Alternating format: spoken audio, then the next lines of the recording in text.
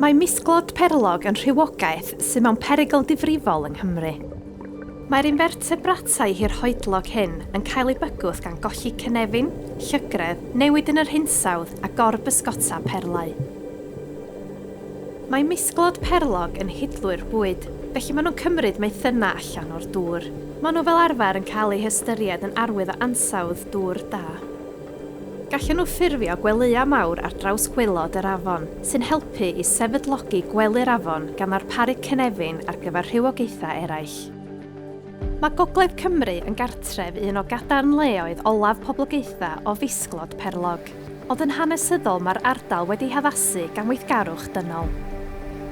Cafodd argloddiau adeiladu o glogfeini, wedi'i carthu o'r afon a achosodd i reian sefydlog gael ei olchi allan. Cynefin hanfodol ar gyfer misglod perlog. Dechreuon ni ar waith i adfer yr afon, ei glannau a'i gorlifdir i gyflwr mwy naturiol. Cawson ni wared ar yr arglawdd i adael i ddŵr lifo i'r gorlifdir naturiol. Cafodd clogfeini a greian ei hail gyflwyno i'r afon. Mae'r gwelyau greian hefyd yn creu sylfeydd dda ar gyfer pysgod a chynefin i rhywogaethau eraill ffynnu.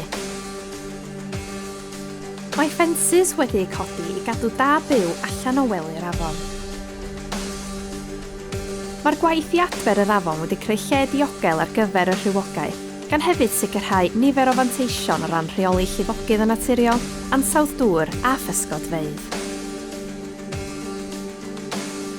Yn fuan byddwn nhw'n cyflwyno misglod perlog ifanc sydd wedi'i magu yn ein cyfleuster magu caeth, ac yn monitro'r boblogaeth yn ofalus i weld sut y bydd yn y mater.